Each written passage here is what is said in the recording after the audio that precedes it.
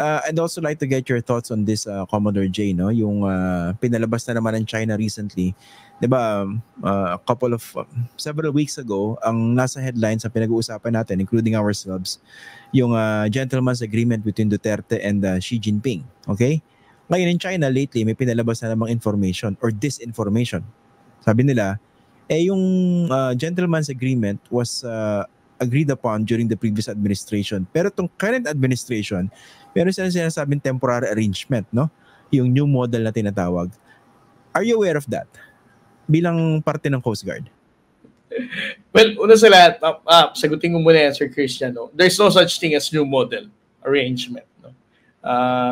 Pero kung papakinggan natin at titingnan natin every time na naglalabas ng kasinungalingan ng Chinese Embassy, ito lagi, sinasabi nila, a few days after nagkaroon ng isang insidente. Kung maalala mo, Christian, nung sinabi nila first time ang gentleman's agreement last year, a few days after yan ng Ayungin Shoal. No?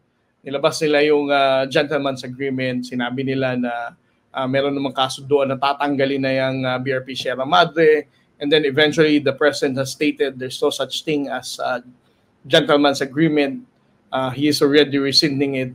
Nagkataon lang ulit, nitong pagpasok ng taon, meron tayong mga dating opisyalis ng gobyerno na nagsalita na naman, binuhay na naman ulit ito, at sinabi na ang nakaraang administrasyon, meron daw uling ganitong agreement.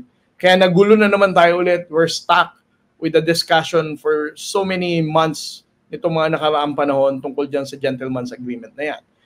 And then, nang matapos ang Baho de Masinloc na insidente, nagsalita na naman ng Chinese Embassy, in-implicate pa niya ang Armed Forces of the Philippines, the Department of National Defense, and even the National Security Council na meron daw new model. No? Kung titingnan mo to, Christian, lahat to, kasinungalingan lang lahat. They just want to justify their level of aggression every time na ginagawa nila. At ilihis ang usapan. No? They just want to confuse everybody and for us to doubt each other's confidence natin sa isa't isa. Kung ginigiba nila tayo, they are actually dividing our nation, making us suspect one another kung sino ba talagang kinausap na yung China or anything. Pero sa totoo lang, wala naman talaga nakikipag-usap sa Chinese Embassy. Imagine, Christian, no? Since we started this transparency strategy last year, lahat ng mga kababayang Pilipino na natin, alam na kung ano nangyaring pambabalahura, panghaharas ng Chinese government sa West Philippine Sea mula February until now. Ngayon, kung may sasabihin silang, hindi, may nakipag-usap sa Armed Forces of the Philippines, nagkaroon na yung model na ganito. Bakit naman makikipag-usap ang Armed Forces of the Philippines sa kanila? Diba? With the increasing number of awareness of the Filipino people. I mean, common sense lang. Bakit gagawin niya ng DND? Bakit gagawin niya ng NSC? Alam na nga nating lahat kung ano nangyayari dito. And obviously, alam din naman natin, why would you even trust the Chinese Embassy in making such arrangement? No? Ibig sabihin, these are all just pure lies. No? Kaya nga sabi namin ni Sir Jonathan Malaya, no? Ni ADG Jonathan Malaya, I think, for us not to be swayed, this kind of misinformation and massive lies ng China, siguro this is the right time na pag-isipan na ng ating mga kasamahan sa media. No? Let us first analyze kung ang statement ba ng Chinese Embassy is really newsworthy or it's just intended for us to be divided as one nation. Diba? Kung ikaw, Christian, journalista ka, hindi ba pwedeng, kapag nagbigay ng statement ng embassy, pwede bang i-challenge din ng mga reporters na, teka lang, boss, bago natin i-run to sa newsroom namin or bago natin isulat to sa newspaper natin, ano ang proof nyo? At least may picture taking man lang siguro, di ba? Or may recorded voice or whatever, may dokumentong pinilmahan. So far naman, wala naman silang ipinapakita eh. Kaya lang naman nagpo-proliferate ang kanilang disinformation dito. Kasi nga, inilalabas natin and we are releasing it to our newsroom, appearing na talagang totoo ang sinabi ng Chinese Embassy. Pero this time around, sana magising na tayo lahat. No? sa mga kasamahan natin sa media, wag nating gawing istorya ang kasinunghalingan ng Chinese Embassy. Again, their main objective here is guluhin tayong lahat at sirain ang pagtindig natin sa West Philippine Sea. Or kung i-report man, dapat nandun agad yung context o yung pagdidebunk. Kasi usually at the very least, dapat babanggitin mo dyan, China claimed this without showing any proof. Or siguro pag-usapan for instance yung treatment ng story. Hindi yung mindless narration, cold narration of facts, no? So, yan ang isa sa mga lessons din, no? Pero ang comment ko din dyan, Christian, for example, sabihin natin, sige, iraran ang story and then eventually hihingi ng side of story sa Philippine government. Well, of course, kailangan pa natin talagang i-evaluate to. I mean, you have to run it through the Department of Foreign Affairs, sino ba talagang pumunta sa Chinese Embassy or whether such arrangements really happen. The same thing with the DND. Kaya nga sinasabi ko, sa tamang perspektibo lang, sa experience lang din natin, no, in dealing with the press statements ng Chinese Embassy. Alam naman natin lahat na misleading and misinformation lang pinakakala. Kung sakaling may sabihin silang balita at i-release sa ating media, pwede bang i-challenge na lang nila agad? Pwede bang, boss, pwede bang may picture ka? Kaya sabi ko sa iyo, Christian, our transparency strategy is always anchored with the resibo. Meron tayong videos, meron tayong photos.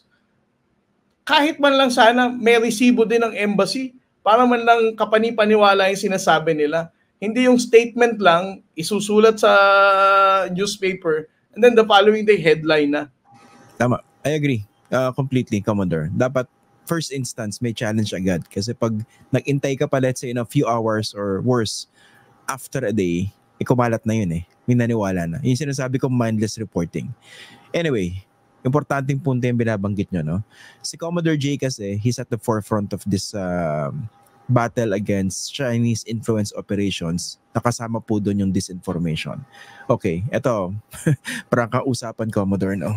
You've been at the receiving end of so many bashing, so many attacks and harassment online by people protecting China's interest. Sa karanasan nyo ba so far, ano ba mas mahirap, kumbaga, who is more difficult to deal with? Ito mga Pilipino makapili o yung mismo Chinese na talagang sinusulong yung sariling interest nila. I mean, let's make that distinction. Saan ba mas mahirap from where you're sitting? Well, para sa akin, ang mas madaling sagutin ang mga sinusulat, for example, ng Global Times or ng China Daily. No? At the same time, hindi masyadong masakit sa akin dahil alam ko etong mga ano na to, news agency na to, mga state-sponsored propagandists talaga ng People's Republic of China.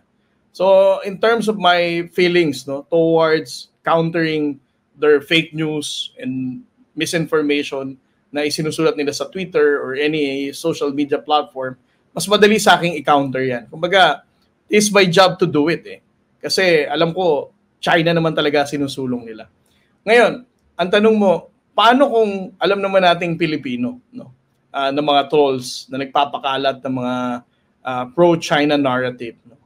Ang sagot ko dito, meron akong dalawang category ng trolls. No? Ang unang category ko ng trolls, alam mo, Christian, when I started the transparency and using X or Twitter, no? Ang trolls ko lang dyan, nabilang namin yan when we first started this. Hindi lalagpas ng 300 plus. No? Ngayon, ang trolls sa X ko na magka-counter ng mga magre-re-engage ng mga fake news na ipinapakalat ng mga pro-China trolls, 10,900 plus na sila ngayon eh. Ngayon, meron akong dalawang category ng trolls. No? The first category, ito yung para sa akin mga soulless entity. Na pag klinik mo siya, alam mo, hindi siya talaga totoong tao. Siguro kung totoong tao man siya, ginagawa niya lang talaga yan dahil pinagkakakitaan niya ng pera, no? Or nagpapakatrol lang siya talaga dahil he's paid to do that or an employment for him, no? Para sa akin, hindi masakit sa pakiramdam ko dahil iniisip ko na lang, ang pamilya niya siguro napapakain sa pagbabash sa akin or sa pag-spread ng mga kung anong fake news dito. Pero ang pinakamasakit sa akin sa lahat, Christian, yung troll ka, tapos totoong tao ka, and the saddest part of it is that you used to be part of the national government. Ito ang hindi ko magets, na kung totoong tao ka, nagsilbi ka sa gobyerno, at alam mo ang totoong laban natin sa West Philippine Sea, pero ang ipinapakalat mo pa rin ay ang naratibo ng China. Ito ang mas masakit sa akin. It's really mind-blowing. Hindi ko yan maintindihan. At yan ang pinaka-saddest part ng laban natin in countering disinformation. Kung nagustuhan niyo po itong video na ito, paki-like at share na lang po para mas marami pang makakita at makapanood. Kung gusto niyo po makibalita, follow niyo na rin po ako sa aking mga social media accounts na nakasulat po sa screen. Pwede rin po kayo magpadala ng super thanks, super like, super chat at super sticker sa YouTube, saka Facebook stars po. Alam niyo po, malayo po mararating ito para makagawa pa po kami ng mas maraming video na makatutulong po sa pagpapakalat ng tamang impormasyon para sa bawat Pilipino. Kada like, subscribe, follow at share ay pagsuporta po sa tunay na independent journalism sa bansa. Maraming salamat po.